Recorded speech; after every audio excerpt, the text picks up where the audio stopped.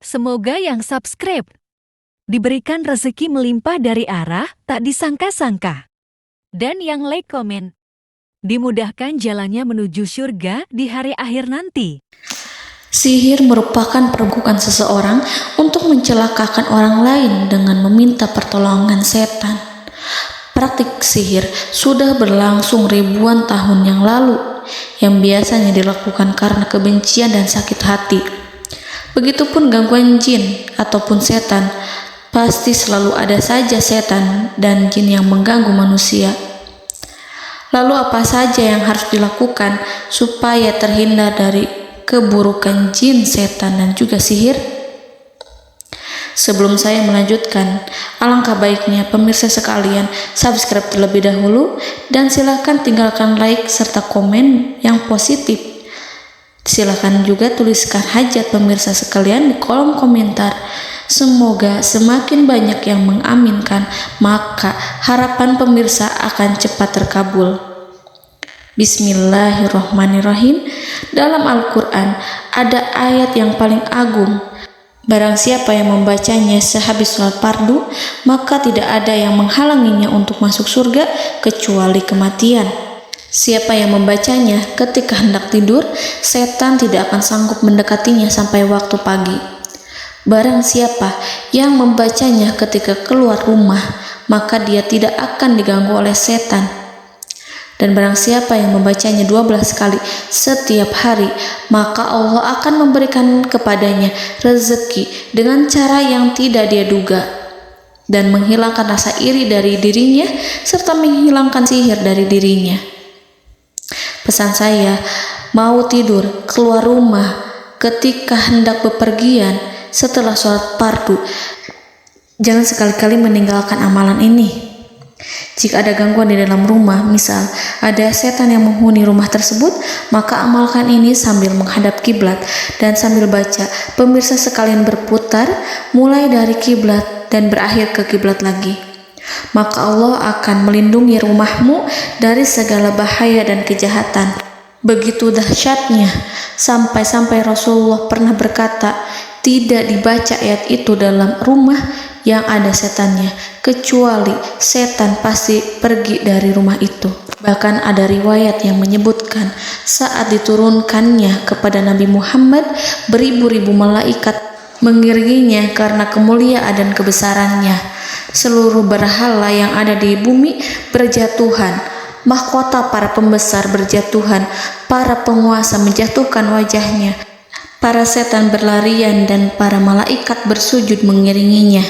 Namun, sebelum melakukan amalan ini, sebaiknya pemirsa sekalian menjaga hal-hal berikut.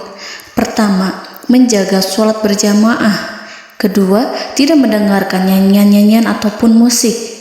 Ketiga, berwudu ketika hendak tidur dan membaca basmalah di setiap aktivitas. Kelima, membaca zikir La ilaha illallah wahdahu la syarikalah lahul mulku wa lahul hamdu wa huwa ala kulli syai'in qadir. Baca zikir tersebut 100 kali setiap hari. Barang siapa yang membaca zikir ini 100 kali setiap hari, maka setan tak akan sanggup mendekatinya dan tak sanggup mengganggunya selama seharian. Yang keenam, membaca Al-Quran setiap hari tanpa bolong. Ketujuh, bergaullah dengan orang-orang yang soleh. Dan inilah ayat yang tadi dibahas yang bisa menghilangkan sihir dalam tubuh, yaitu ayat kursi, ayat yang tertera dalam surat Al-Baqarah ayat 255.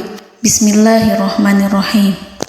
Allahu la ilaha illa huwal hayyul qayyum la ta'khuduhu sinatun wa la naum lahu ma fis samawati wa ma fil ard man zallazi yashfa'u indahu illa biiznih ya'lamu ma baina aydihim wa ma khalfahum wa la yuhituna bi syai'in min 'ilmihi illa bima syaa' wasi'a kursiyyuhu as-samawati wal ard ولا يؤوده حفظهما وهو العلي العظيم.